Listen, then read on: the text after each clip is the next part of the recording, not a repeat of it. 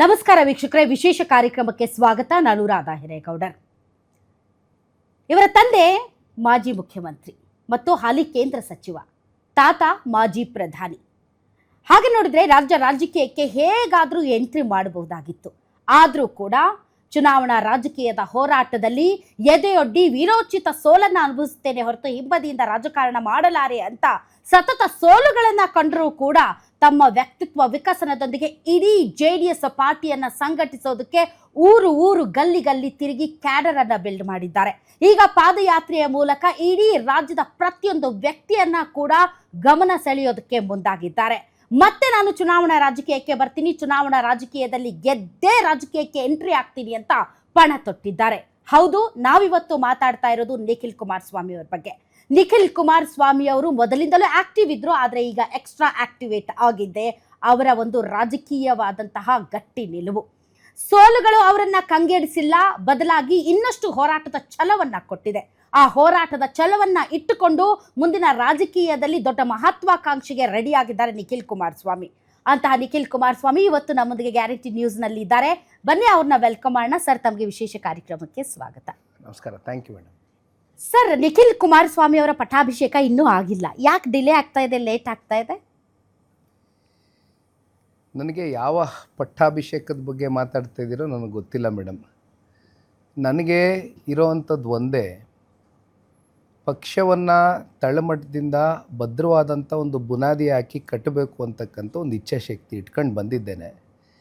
ಆಮೇಲೆ ನನಗೆ ಒಬ್ಬ ಜನತಾದಳ ಪಕ್ಷದ ಒಬ್ಬ ಯುವ ಕಾರ್ಯಕರ್ತ ಅನ್ನೋ ಒಂದು ಟ್ಯಾಗೇ ಸಾಕು.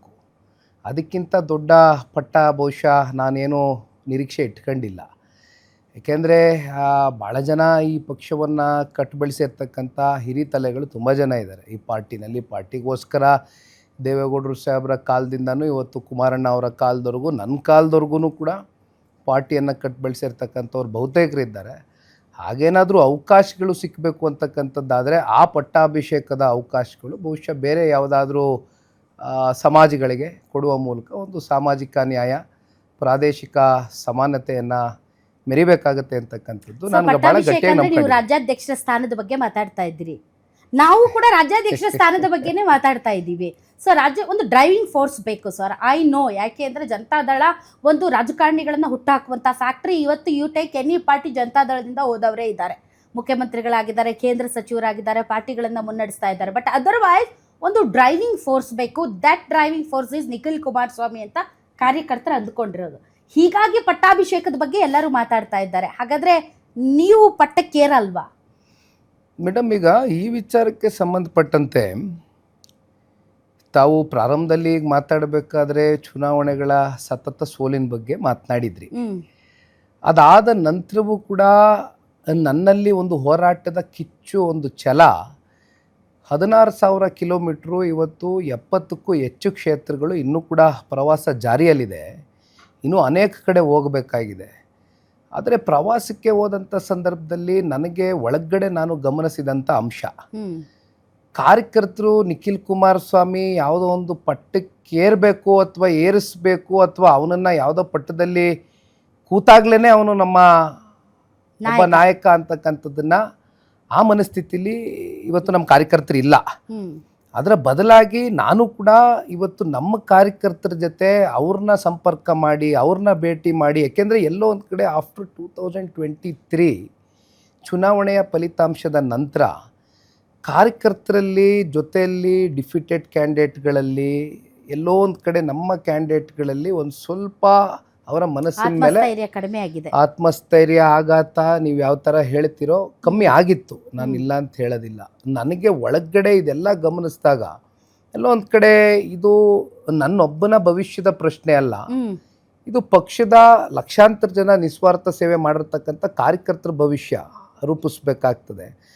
ಆ ಹಿನ್ನೆಲೆಯಲ್ಲಿ ನಾನು ಧುಮುಕ್ಲೇಬೇಕಾದಂಥ ಒಂದು ಸನ್ನಿವೇಶ ಬಂದಿದೆ ಅಂತಕ್ಕಂಥದ್ದು ಬಹುಶಃ ನಾನು ನನ್ನಲ್ಲೇ ಕೂತ್ಕೊಂಡು ಆಲೋಚನೆ ಮಾಡಿದಾಗ ಧುಮುಕಿದೆ. 70ಕ್ಕೂ ಹೆಚ್ಚು ಕ್ಷೇತ್ರ ಪ್ರವಾಸ ಮಾಡಿದ್ದೀನಿ.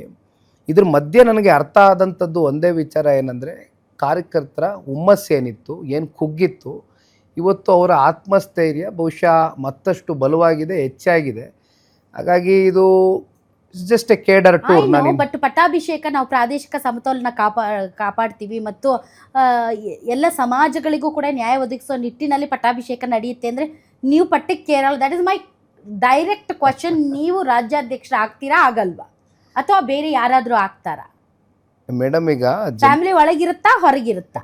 ಜನತಾದಳ ಪಕ್ಷದ ಇತಿಹಾಸ ತೆಗೆದು ನೋಡಿದಾಗ ಅಲ್ಪಸಂಖ್ಯಾತರ ಸಂಖ್ಯೆಯಲ್ಲಿ ಬರ್ತಕ್ಕಂಥವ್ರು ಮಿರಾಜುದ್ದೀನ್ ಪಟೇಲ್ರವರು, ಜೊತೆಯಲ್ಲಿ ಒಬ್ಬರು ಗೊಲ್ಲರ ಸಮಾಜಕ್ಕೆ ಕೂಡ, ಗೊಲ್ಲ ಸಮುದಾಯಕ್ಕೂ ಕೂಡ ಎ ಕೃಷ್ಣಪ್ಪನವ್ರಿಗೂ ಕೊಟ್ಟಂಥ ಇತಿಹಾಸ ಇದೆ. ಇವತ್ತು ಸಕಲೇಶ್ಪುರದ ನಿಕಟಪೂರ್ವ ಶಾಸಕರು ನಮ್ಮ ಎಚ್ ಕೆ ಕುಮಾರಸ್ವಾಮಿರವರು ಕೂಡ